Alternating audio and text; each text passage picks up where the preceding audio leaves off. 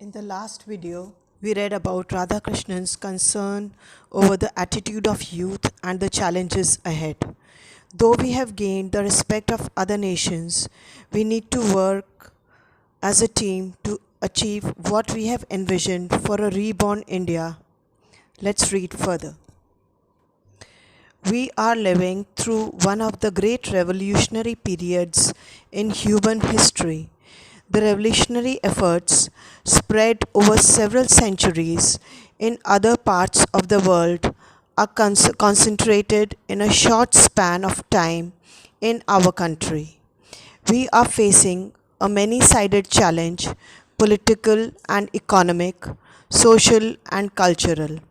Education is the means by which the youth is trained to serve the cause of drastic social and economic changes. Nations become back numbers if they do not reckon with the developments of the age. Here, Radhakrishnan says that we Indians are living through a great revolutionary period of human history. Changes and challenges can be seen in every field to make life easy for each one of us.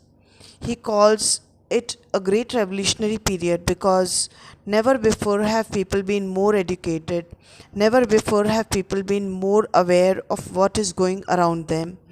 India being ruled by British, we did not have access to the knowledge of what thought processes and changes were taking place in the rest of the world. We were way behind. Now, in a short span of a few years, we need to match up with all the progress the Western world has made to be at par with them.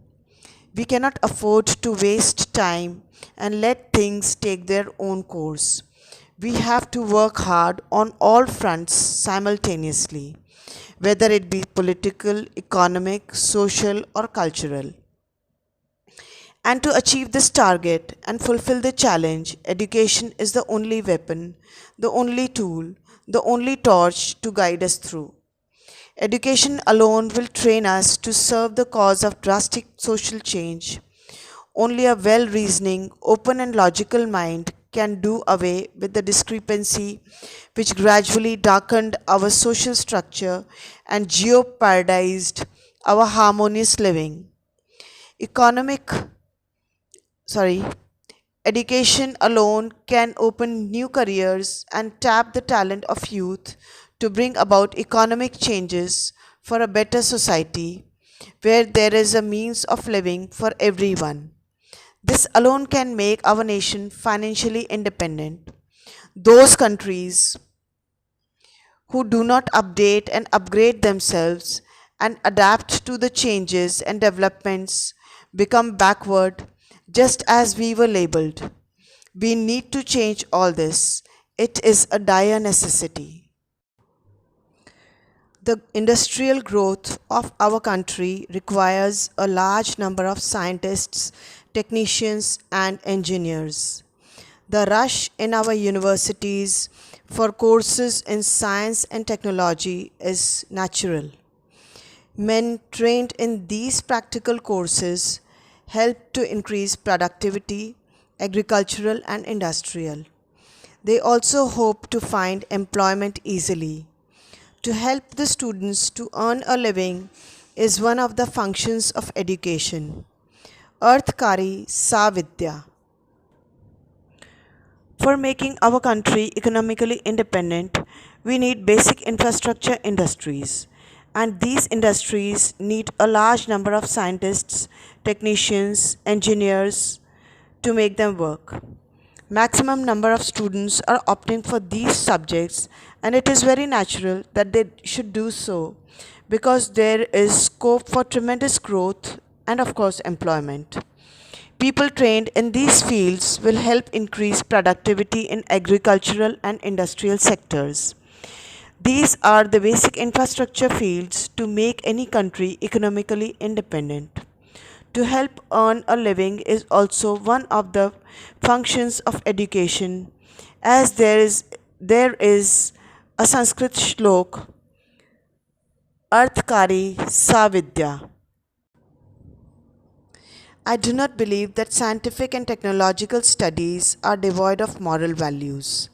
Science is both knowledge and power.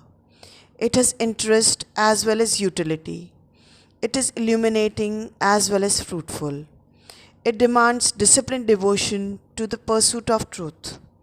It develops in its votaries an attitude of tolerance, open mindedness, freedom from prejudice, and hospitality to new ideas. Science reveals to us the inexhaustible richness of the world, its unexpectedness, its wonder.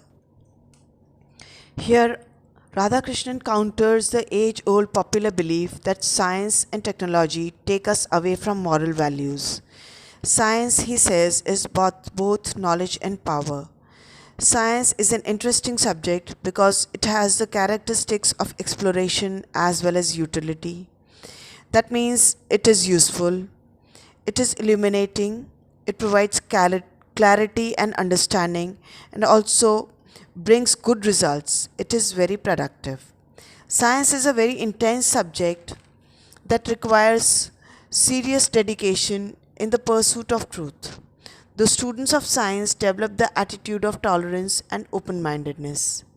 Freedom from prejudice. Prejudice means feeling of dislike or a mindset we develop which may be wrong. Science develops openness to new ideas. The more we go deeper into science, the mysteries of the world are revealed to us. It makes us wonder at the endless richness and the surprises we come across as we dig deeper into our research.